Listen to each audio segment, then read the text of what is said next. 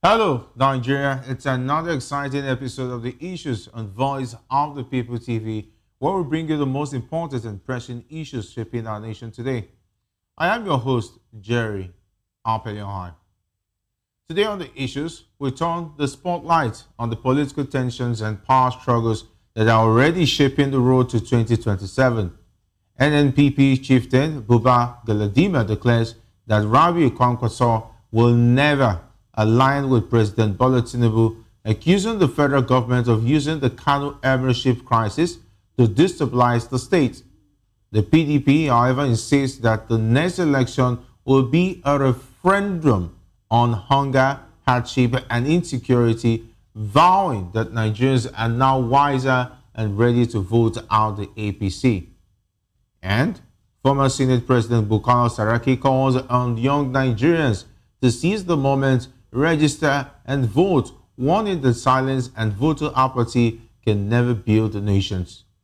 It's a conversation on power, poverty, and participation, and why 2027 may be Nigeria's most decisive election yet. Stay tuned after this short break. We'll dig deeper into this topic some more. Don't go away.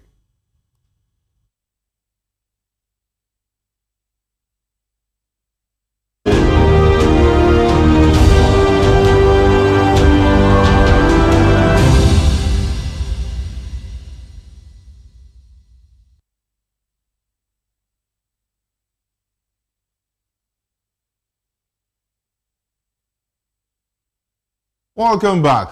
Let's dive straight into today's discussion. Buba Galadima, a chieftain of the new Nigerian People's Party (NNPP), has ruled out any alliance between Rabi Kwankwaso and President Bola Ahmed Tinubu ahead of the 2027 elections. Galadima accused the Tinubu administration of unfairly treating Kwankwaso and the NNPP, citing the crisis over the Kano emirship as evidence. He alleged that the federal government is backing the throned Emir Aminu Ado Bayero against reinstated monarch Muhammadu Sanusi II, describing the situation as a ploy to destabilize Kano. Galadima criticized the heavy deployment of police to protect Bayero while insecurity persists in other parts of the state, insisting that the Federal High Court has no role in chieftaincy matters. Dismissing claims that Kwankwaso may align with the APC, Galadima stressed that his party will play a decisive role in determining Nigeria's next president.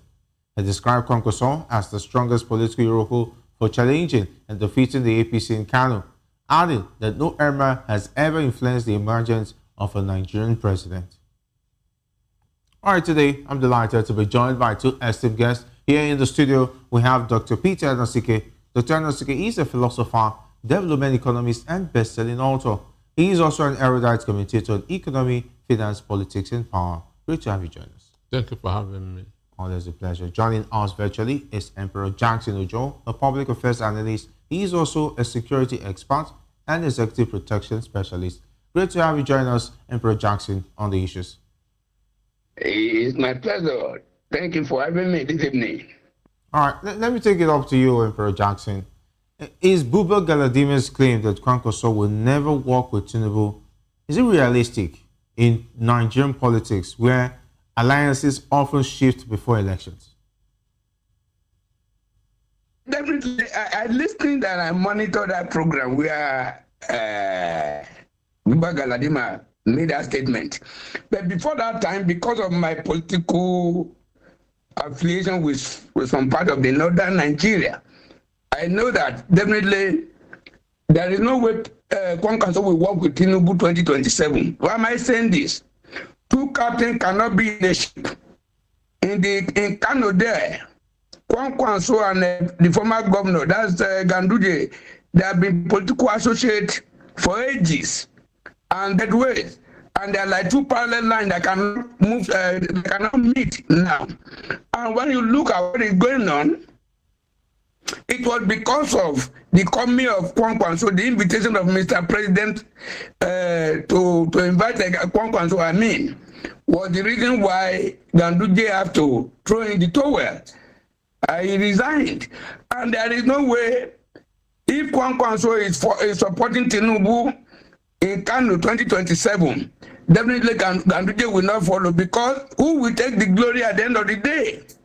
These two men are captains. They are political institutions on their own. I'm not seeing the way, because Kwankwaso is somebody that has his own ego. And Kwankwaso will not want to be a subject to anybody, particularly Tinubu, because these two men are class of 1999 governorship. You understand? So it will not happen, and the vote in Kano will be divided because of the traditional conflict that happened in that place. So to me, Tinubu associating with Kwankwaso now is like wasting of time. It would have been better for him to continue to associate with Ganduje, no matter the influence of Kwankwaso in Kano. 2023 election, Kwankwaso gave Ganduje gave almost 600,000 votes to Tinubu, despite the influence of Kwankwaso in Kano. So to me, the devil you know is better than the angel you don't know. To me, Ganduje would have been a trusted ally of Tinubu better than Kwankwaso. So to me, working together, I don't think, because Kwankwaso will never subject himself to Tinubu of this world. Okay, let me go to Dr. Nosike. Do you think that Tinubu was in error for supporting the wrong camp?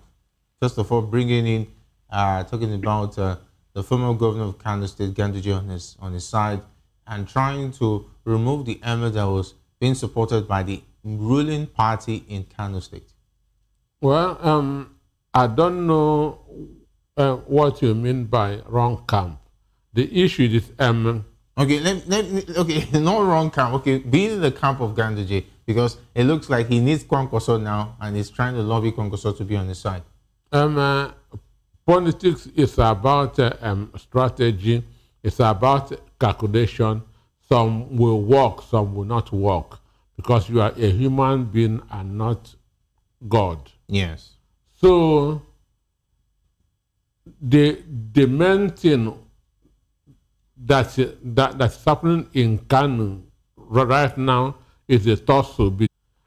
These are two heavyweights. Understand?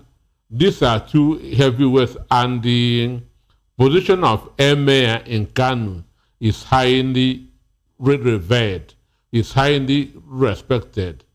Emir of Kano is one of the most respected titles in the north, apart from the Sultan of Sokoto. So now trying to kind of cause a division between the two is a problem. And mind you, the emir, that's Sanusi, helped to influence the election in 2015.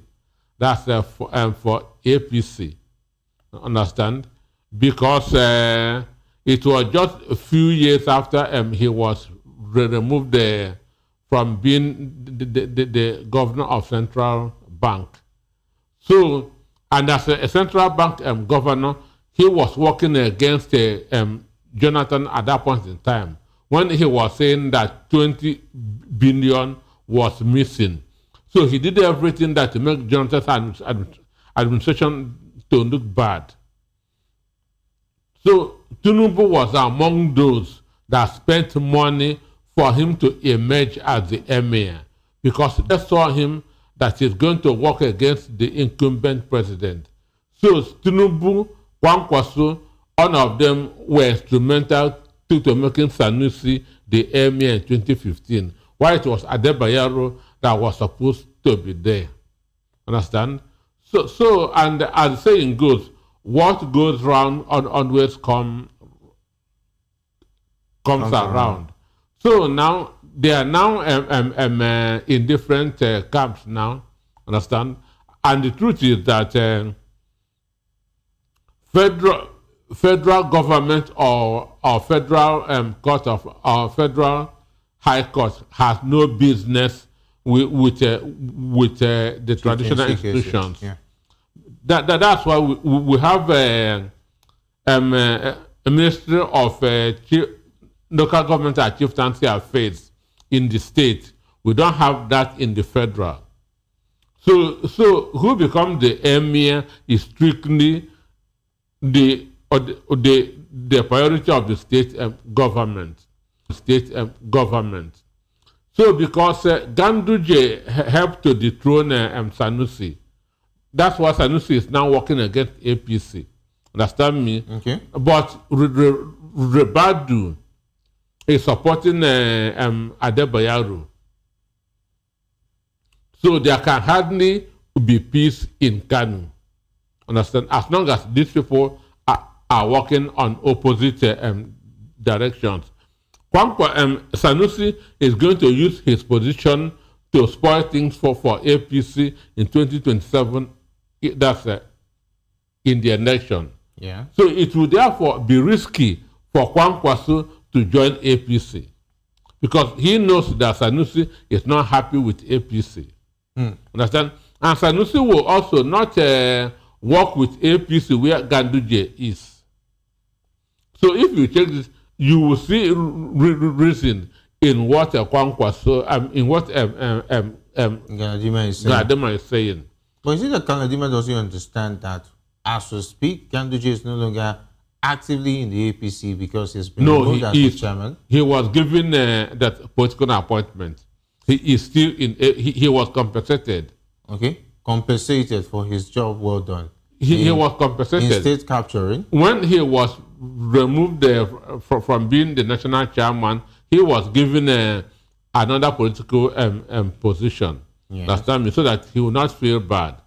Understand me? Okay, is that not to clear the way and say that, okay, now Kwankwaso can now have a say if he joins the APC? But Sanusi is still influential in Kanu.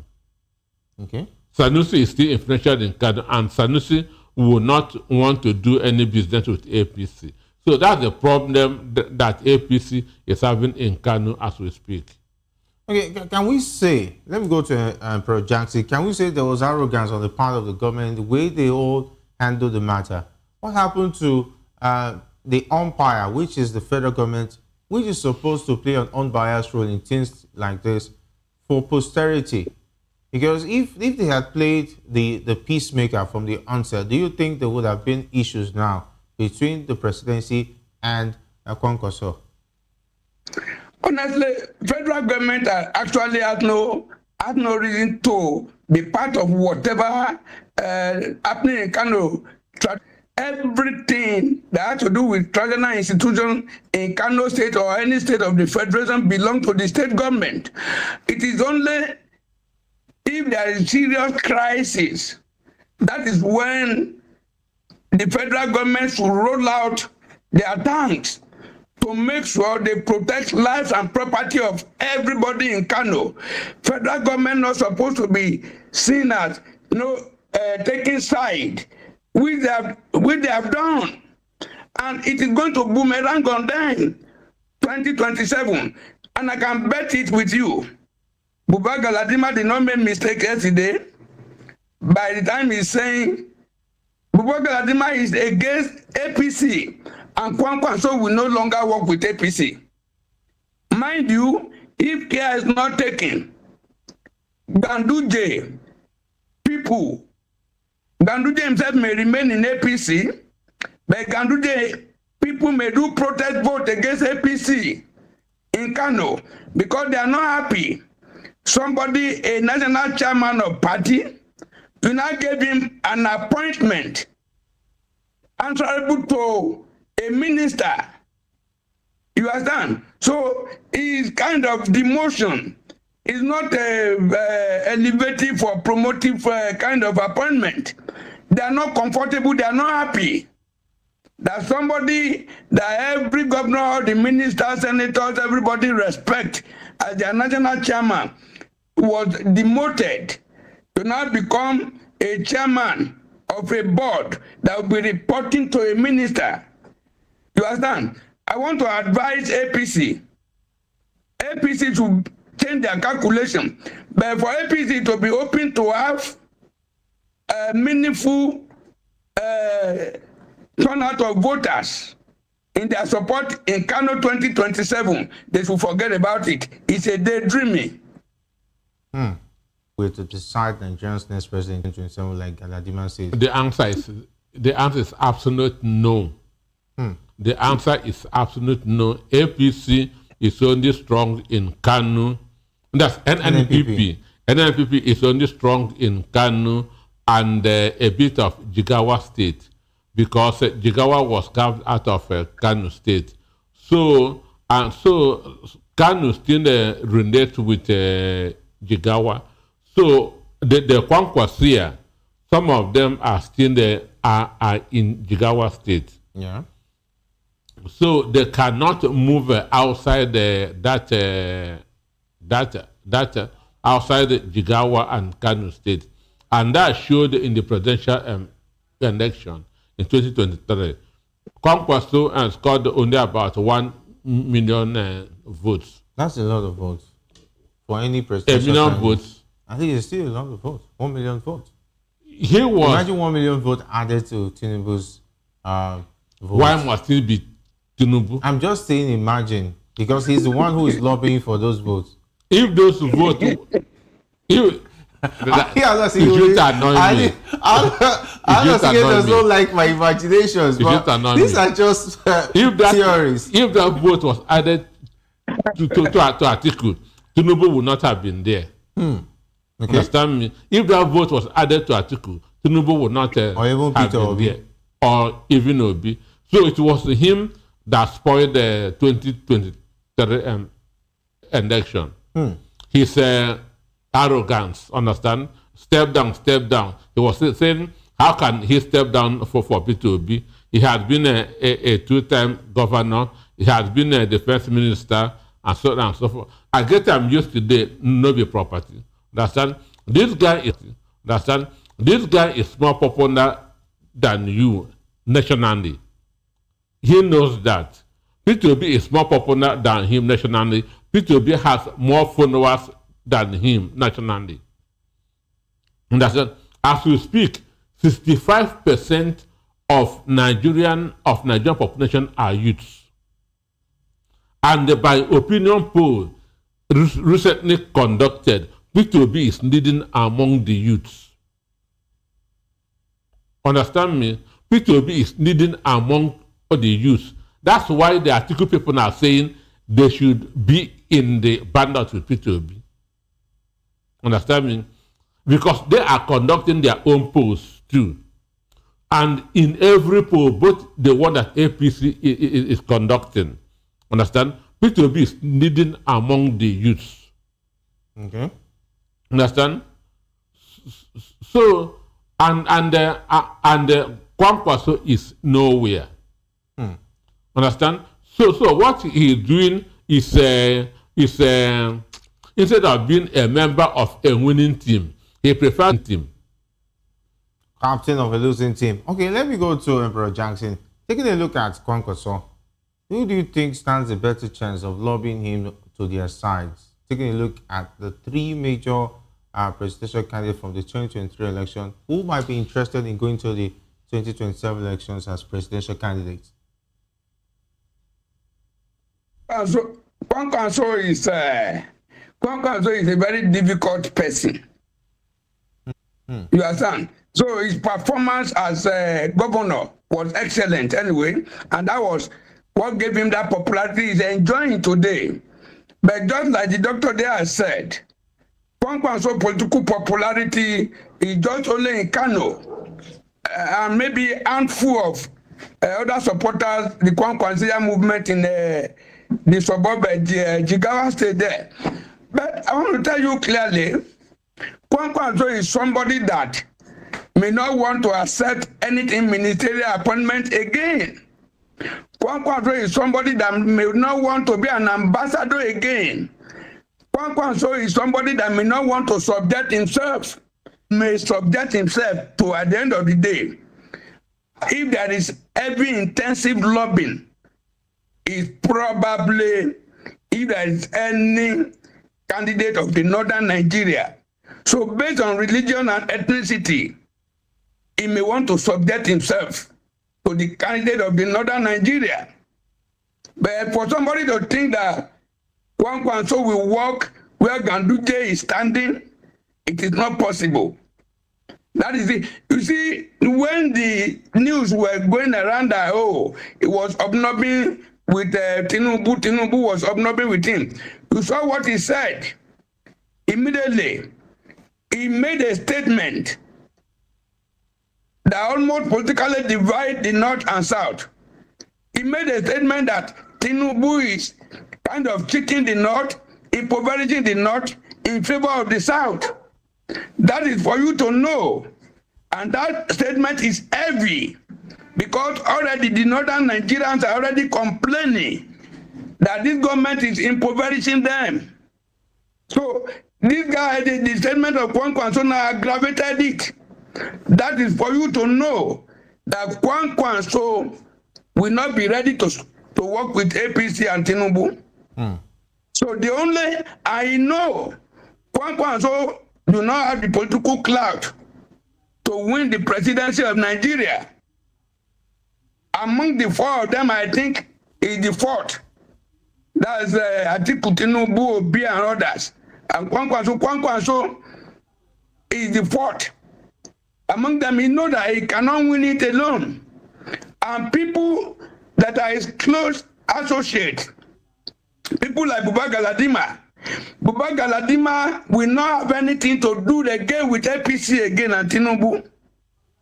And those are the people that will enter into the same bedroom and plan their next movement. Let me tell you something. Watch out very carefully. If care is not taken, NNPP, Kwankwaso, and all the Kwankwasia may eventually end up joining the coalition. That is what I will say for now. Do you have any information, Brother Jackson, that we do not have? Okay.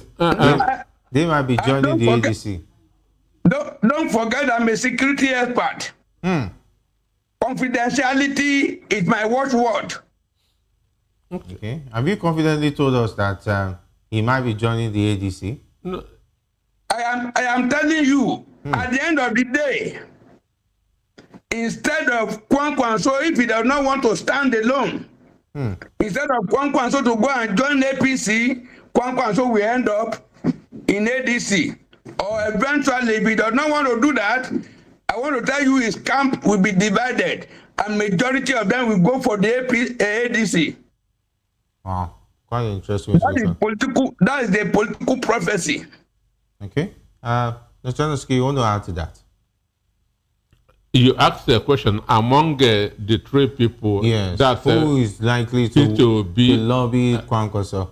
It's a simple answer. It's Atiku. Okay. It's Atiku. Understand? Mind you, when he was talking, when in 2023, when he was being 2022 ending, when he was being asked that step down for P2B or to become P2B's running mate. Okay. He said that he has been governor, he has been the first minister state, and understand, so that he cannot step down, that he has attained more political positions than P2B. And that was his argument. But he has not attained more political positions than Atiku. Understand me? He has not attained more political positions than Atiku because Atiku has been a vice president of the country. Understand? And Atiku headed the Yaradowa group that brought in PDP in 1999. And that's why he was given the vice presidential ticket. So he has not had more political positions than Atiku. So both in political attainments, understand, war chest, that financial power and financial power, popularity and age. Atiku has all those things more than him. Understand? So the only the person, I'm not saying the only person, the person that he would likely work with is Atiku. And that should be in the coalition. All right. Let's go forward to the next conversation where The People's Democratic Party, PDP, has declared that the 2027 general elections will be a battle against hunger, insecurity, and hardship under the All Progressive Congress APC. PDP spokesperson Debo Ologunagba, speaking at a press conference in Abuja, said Nigerians have become wiser and will reject the ruling party, accusing the APC of weaponizing poverty and worsening the country's economic situation. Ologunagba alleged that security agencies were used to intimidate and arrest PDP members during recent by-elections in Kaduna and Taraba, dismissing the process as unfair. He insisted that such tactics would not succeed in 2027 as Nigerians are suffering and will vote against hunger, uncertainty, and insecurity, which, according to him, no amount of money can buy. On the party's internet preparations, Ologunagba confirmed that the PDP National Convention will take place on November 15-16 in Ibadan, Oyo State. He dismissed speculations of a parallel convention led by dissenting voices within the party, describing such claims as baseless, while assuring that the organizing committees and INEC are fully involved in the preparations. Let me go back to you, Emperor Jackson. Can the PDP credibly position itself as a solution to hunger and insecurity when it was voted out in 2015, partly over similar failures? 2015, PDP was voted out just because of their nonchalant attitude, just because they were not very careful, just because they were not very calculative, just because they kind of shut their mouth, while the opposition APC then rolled out serious unhealthy propaganda against them. That was the reason why they lost out. It is not that people do not know that people, the APC and others that were coming up that time, people knew they were going to fail. And they failed woefully. And they are able to drive Nigerians to an economic desert, where there is no water, where there is no food, where there was no green life and everything. Now, let me send you another political prophecy. This is not a prophecy on the pulpit. I want to tell you that this coalition we are talking about, may end up having a serious alliance with PDP. Mark my word. This coalition may eventually have an alliance with PDP at the end of the day. These people are very tactical. They are not talking much. And as a security expert, when you see somebody that is talking much, you will not know when you will release your strategy and tactics. These people who are not talking much, they are calculating. And most of these people, they have played politics with the people of APC in the time past. So they know all the strategies and tactics that APC are going to use. I listened to somebody recently when he said, after all 2023, that Peter Obi won the election. We know the way we did it. Let us see how you are going to do it 2027. That is the way, that's a weighty statement. And I'm telling you clearly, this coalition may end up forming alliance with PDP, may end up forming alliance with Nigerian youths that have been dropped out of school, Nigerian workers that they are take home, cannot take them to restaurant, Nigerian farmers that can no longer enter their farm again. It is going to be a coalition plus that will result to alliance with PDP, alliance with Nigerians that are being impoverished. And if this happens, I am not seeing the way APC is going to survive it. And let me tell you something. In Nigeria that I know, it is very easy to rig election in the South. It is not easy to rig election in the North against a Northern candidate. Mark my word. It will be difficult for anybody to rig any election 2027 in Nigeria. Because APC is becoming the common enemy of Nigerians. And at the end of the day, except APC could change part of their policies today for their policy to have human face. But if they continue to go like this, a lot of people are going to reject them 2027. Okay, let me go back to Dr. Turner's case. The PDP's claim that Nigerians will reject APC in 2027 backed by real grassroots momentum, or is it just political rhetoric? I want to add to what Emperor Jackson said. My prayer is, may they not change. May APC not change their tactics. Understand me? May they not change or their tactics, because what wins a nation is anger. What wins a nation is frustration. Once the economy improves now by any standard, angry Nigerians will begin to have double mind. Let us give them a chance. Let us give them a chance.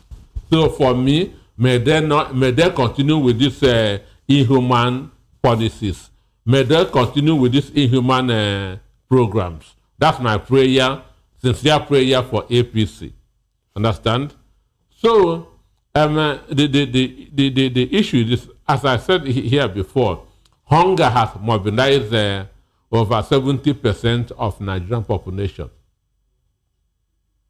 Hunger has mobilized Nigerians just waiting for 2027.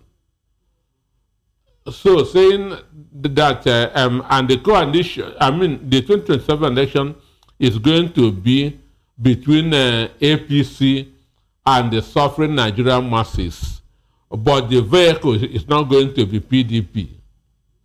Understand? The vehicle that will drive Nigeria in 2027 is not going to be PDP because PDP vehicle is already broken down. We are looking at ADC as the salvation. Understand me? As that's for the rescue mission. Then, so the issue here is PDP has not really liberated themselves from the shackles of Nyesom Wike. Because if you read what Nyesom Wike said yesterday, he said that he's not aware of any convention holding in Ibadan. He's not on the same page with Sheye Makinde as we speak. So, and today, his own members of PDP are meeting, understand, to decide what they would do about the convention. Okay. And mind you, the Omoto shores of this world are in their pocket. Understand? So tomorrow, they might go down to court. You hear that court has said that the convention will not hold. So I'm expecting that the genuine people in PDP will join the coalition. Understand me?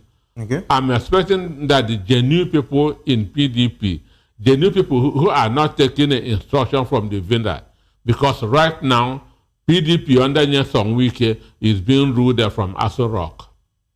So I strongly believe that the genuine people in PDP will join the mass movement to rescue Nigeria. All right. Definitely adding to Emperor Jackson's, will I say theory or prophecy that some of the PDP would eventually join the coalition. But let me go to Emperor Jackson. With internal rifts and fears of parallel conventions, is the PDP truly united and ready for 2027 or still plagued by factionalism? I said it earlier as a political prophet that the coalition may end up having alliance with PDP. What do I mean by PDP? Just like my elder there, the doctor has said, the remaining, because Nyesom Wike is an agent of destruction in the hand of the ruler of today to destroy the PDP. And there won't be any inroad for Nyesom Wike to enter the ADC. So at the end of the day, let us be clear, some very cheap political persons will go the way of Nyesom Wike. And at the end of the day,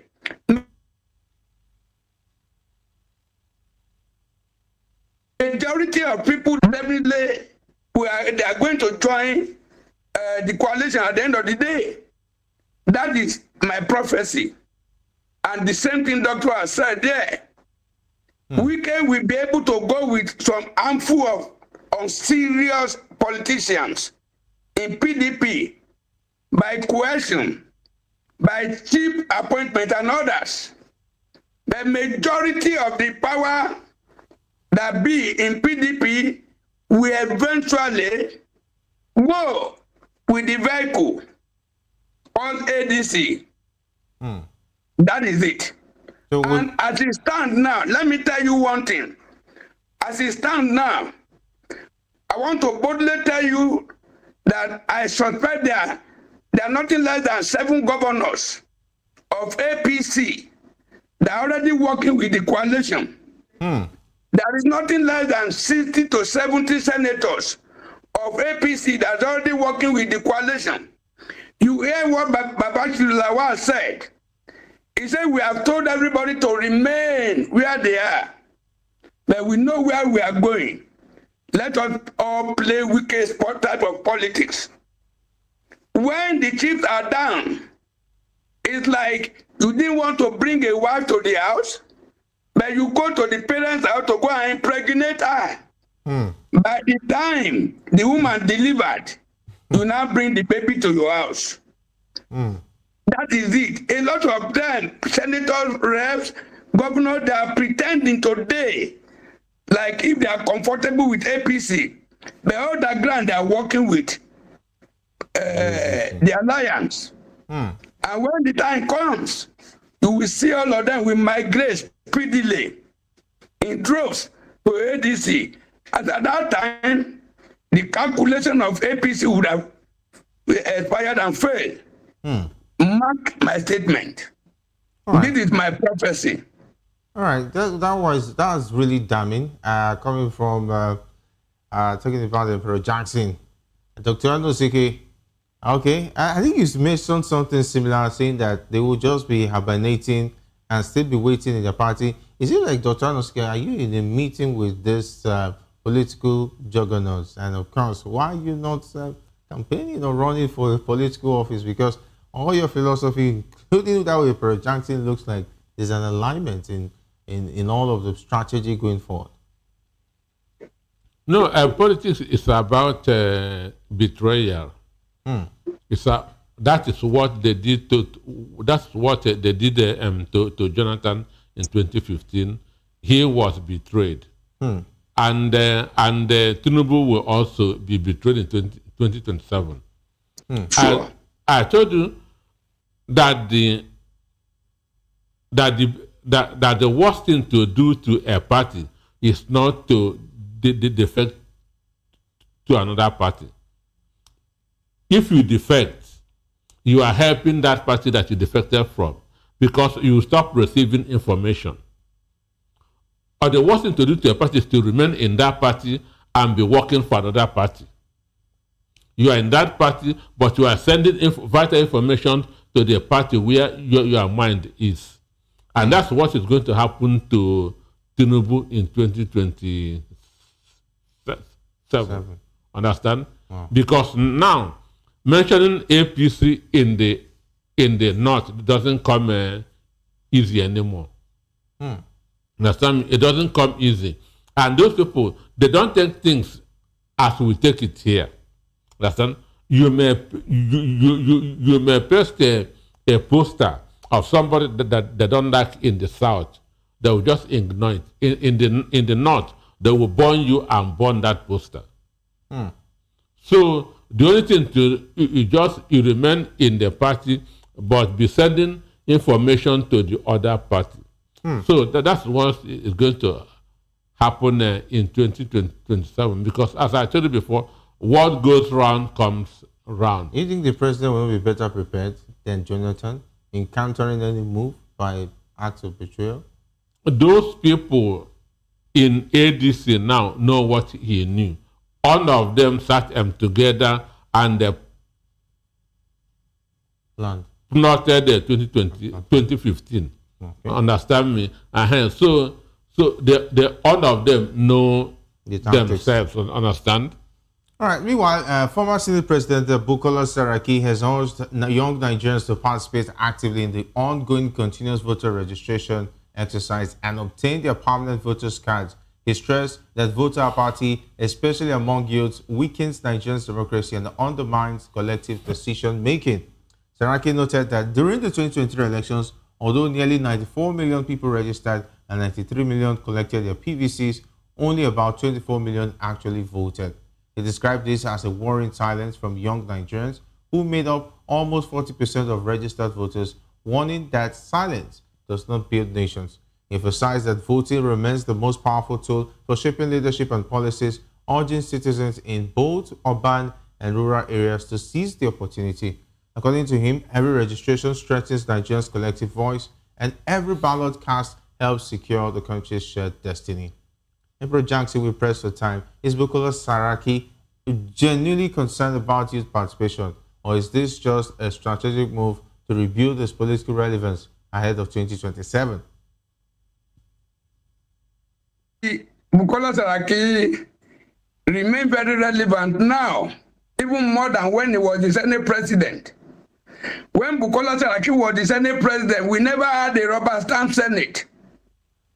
When Bukola Saraki was the chairman of the Nigerian National Assembly, we never had a rubber stamp National Assembly. But a lot of people look at him that time, they try to fight him that time, Code of Bureau and whatever. At the end of the day, it's get through.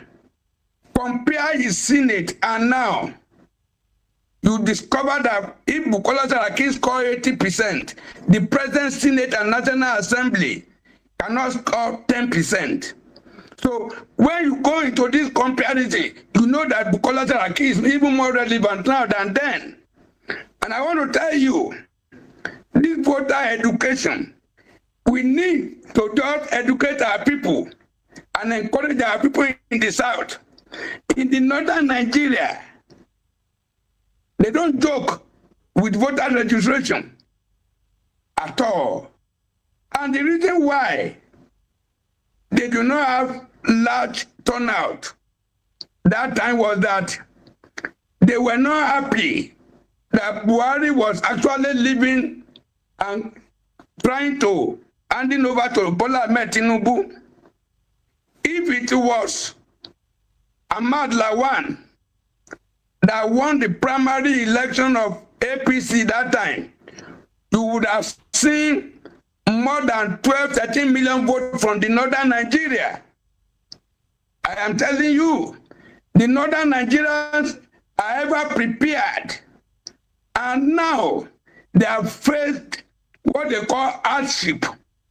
They have faced a lot of insecurity, food insecurity, economy insecurity, education insecurity, health insecurity, insecurity all around. They are witnessing the worst period, perilous time in the history of northern Nigeria. They are going to massively mobilize against this government 2027. And let me see how you go to the northern Nigeria to rig election against their candidate. It is not possible. Very, very interesting calculation. Let me go to Dr. Anuske. Can Nigeria's democracy truly improve just by increasing voter turnout? Or is this deeper problem the lack of credible choices on the ballot? For me, when some Nigerians see voting as a waste of time, one, because there is this mindset that the vote doesn't count in Nigeria. Understand? And that even if you vote, that your life remains the same. But my advice to Nigerian youths, understand, refusing to vote is not a protest, it is a surrender. Yes. When you refuse to vote, you are simply encouraging the incumbent to win. That's what you are doing. Understand me? So if you say I will not vote, you want that hardship to continue. Because that's why I always talk about democratic rebellion of the masses. How does the masses rebel with their votes? If you are not happy with what you are getting, it is your vote that you use to change it. So I'm in support of Bukola Saraki that Nigerian youths should forget whether vote is counting or vote is not counting and go and register. It is very, very important that they exercise their civic responsibility. I want Nigerian youths to go and register, and on the day of the election to come out and exercise their franchise. Understand?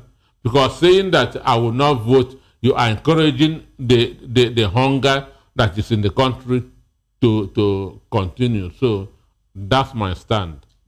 All right. So what's now the hope for 2027? Because with what happened in 2023, will the youth still be interested in voting, despite now that more are registering to vote? That's why I say they should go out and get their PVCs and they vote in 2027. Understand? Okay. But they should know that you cannot continue to do the same thing and expect a different result. Understand me? For you cannot solve a problem with the same mindset that you use in causing that problem. So APC cannot solve this problem that we have. That's what every youth should know. APC cannot solve the problem that they cause because it is the same mentality, it is the same mindset. What about the worry about the elections being rigged? Who is going to solve that problem? You can only rig an election where you are popular. Go and rig an election where you are popular, they will kill you there. All right. Emperor Jackson, your parting shot before we go.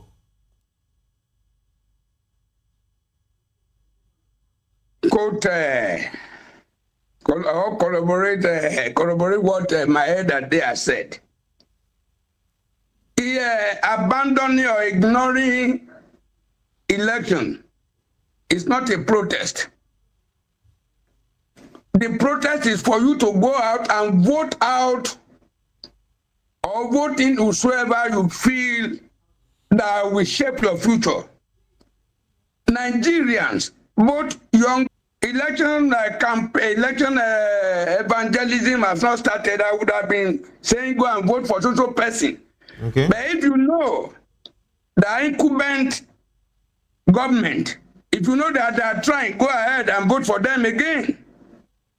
But as Jackson Lekon Ojo, I know that I belonged to this ruling party before, but about a fortnight ago, I went on the media to tell them that I've resigned from my membership of APC and I have stepped out of politics.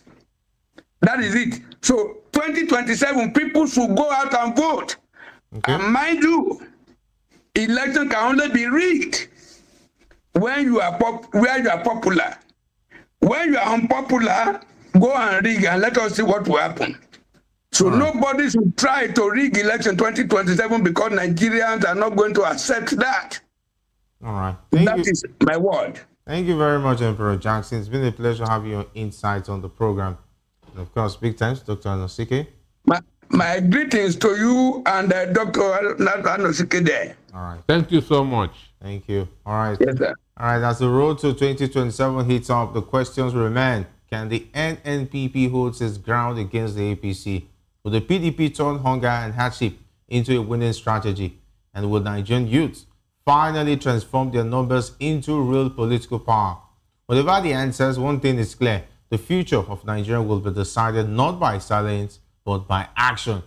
This has been the Issues on Voice of the People television. I am Jerry Apeliohai, saying thanks for watching.